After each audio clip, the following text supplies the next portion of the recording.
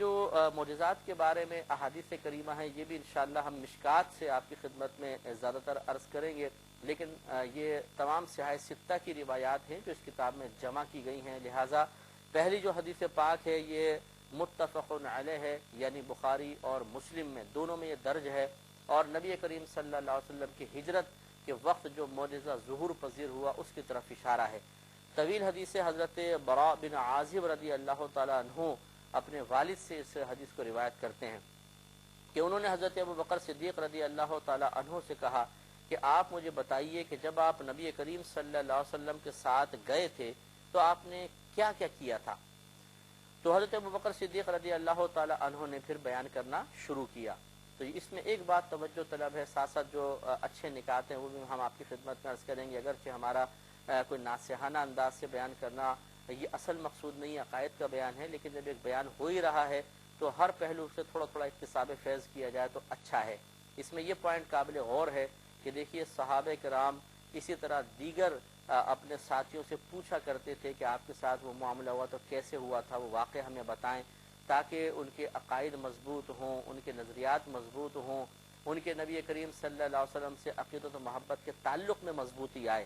حضرت ابوبکر صدیق رضی اللہ تعالیٰ عنہ نے جواب میں ہی نہیں کہا کیا فائدہ بیان کرنے کا، چھوڑیے جو ہو گیا سو ہو گیا، ہم نے ہجرت کی ختم کیجئے، اب آپ موجودہ معاملات کو دیکھیے، نہیں۔ حضرت ابوبکر صدیق رضی اللہ تعالیٰ عنہ نے طویل حدیث بیان کی، طویل کلام کیا، وہ میں آپ کی خدمت میں عرض کرتا ہوں، جس سے ظاہر ہوتا ہے کہ صحابہ کرام نبی کریم صلی اللہ علیہ وسلم کے فضائل و کمالات کے بارے میں جاننے کی بڑی جستجو رکھتے تھے، کویسچنس کرتے تھے، اور دوسرے بھی ان کو جواب بھی دیا کرتے تھے جو جواب دینے کے اہل تھے، اور جو اس کسی بھی واقعے کے چشمدید گواہ تھے وہ بتاتے تھے، تاکہ نبی کریم صلی اللہ علیہ وسلم کی محبت، عقیدت میں اضافہ ہو، ایمان مضبوط ہو، اور اس کے اچھے ثمرات ظاہر ہو جائیں۔ تو اس سے معلوم ہوا کہ اگر ہم بھی آپس میں اس قسم کے واقعات کو بیان کریں،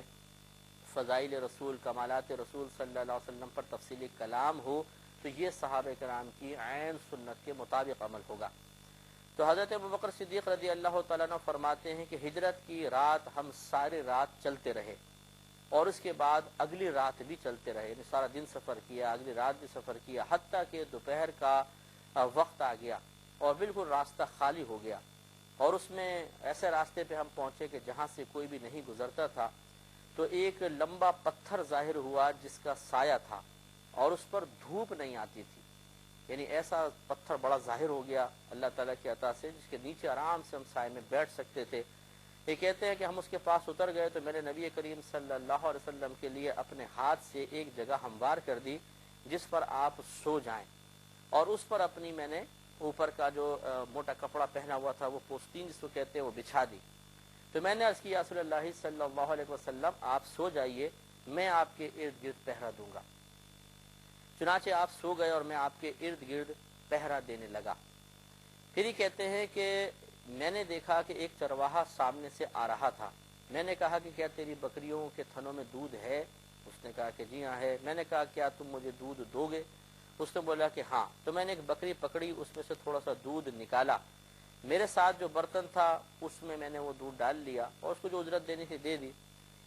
تو اس کے بعد نبی کریم صلی اللہ علیہ وسلم کو میں نے جگانا پسند نہیں کیا، بلکہ میں انتظار کرتا رہا کہ آپ جاگے تو میں آپ کی خدمت میں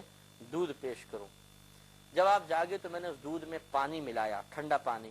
اور اتنا میں نے پانی ملایا کہ اس کا نیچے کا حصہ بھی ٹھنڈا ہو گیا۔ پھر میں نے نبی کریم صلی اللہ علیہ وسلم کو پیش کیا اور عرض کیا کہ آپ اس کو پئیں۔ آپ نے پیا حتیٰ کہ میں راضی ہو گیا، میں راضی ہو گیا یعنی میں خوش ہو گیا کہ آپ نے میرا دیا ہوا دودھ نوش فرمایا۔ پھر فرمایا کہ کیا ابھی کوچ کا وقت نہیں ہوا؟ میں نے عرض کیا کہ جی ہاں۔ فرمایا ہم سورج ڈھلنے کے بعد چلیں گے، ذرا سورج میں نرمی آ جائے پھر چلیں گے۔ تو کہتے ہیں کہ ابھی ہم یہاں بیٹھے ہی تھے کہ حضرت سراقہ بن مالک ہمیں گرفتار کرنے کے لیے پیچھے آ گئے۔ اصل میں کفار کی طرف سے اعلان تھا کہ جو نبی کریم صلی اللہ علیہ وسلم کو پکڑ کر لائے گا اس کو 100 اونٹ انعام میں دیے جائیں گے، سرخ اونٹ۔ تو مختلف لوگ آپ کے پیچھے لگ گئے تھے کہ کسی طرح آپ کو پکڑ کر کفار کے حوالے کرے اور اونٹ مل جائے۔ ان میں سراقہ بن مالک بھی تھے جو ابھی ایمان لے کر نہیں آئے تھے، یہ بھی اپنے ساتھیوں کے ساتھ وہاں نکلے تھے، تو یہ وہاں پہنچ گئے۔ اب یہ معجزہ یہاں پر ظاہر ہوگا۔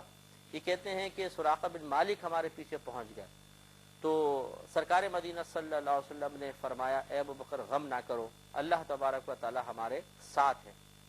پھر یہ کہتے ہیں کہ نبی کریم صلی اللہ علیہ وسلم نے سراقہ بن مالک کے متعلق دعا کی،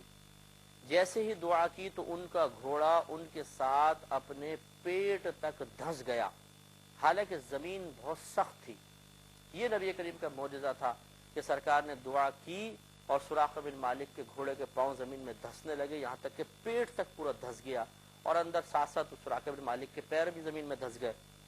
کہ گھوڑے کے دونوں طرف پیر ہوتے ہیں، انسان جب بیٹھتا ہے تو وہ بھی دھس گئے اور پھنس گئے زمین کے اندر۔ اور یہ زیادہ توجہ طلب بات ہے کہ زمین سخت تھی، نرم زمین ہو تو چلو بھائی اتفاقی طور پہ چلے گا، لیکن تو نبی کریم صلی اللہ علیہ وسلم کا معجزہ تھا کہ سخت زمین میں بھی وہ دھستے چلے گئے۔ تو جب وہ دھنس گئے تو سراقہ بن مالک نے کہا کہ میں سمجھتا ہوں کہ آپ دونوں ساتھیوں نے میرے خلاف دعا کی ہے،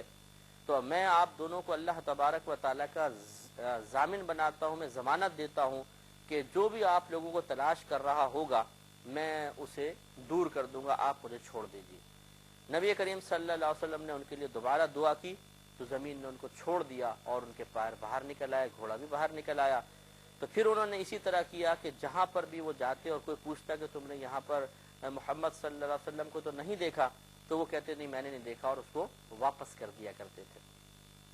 تو دیکھیے اس سے معلوم ہوا یہ نبی کا معجزہ تھا، سخت زمین میں خود بخود گھوڑے اور انسان کے پاؤں کا دھس جانا یہ عموماً عادتاً نہیں ہوتا، لیکن نبی کریم صلی اللہ علیہ وسلم کی طرف سے معجزہ ظہور پذیر ہوا۔ اس سے معلوم ہوا کہ ہمارے نبی کریم صلی اللہ علیہ وسلم باقاعدہ اللہ کے بے شک نبی تھے، اور آپ سے معجزات کا ظہور ہوا اور یہ خلاف عادت کام سامنے آیا۔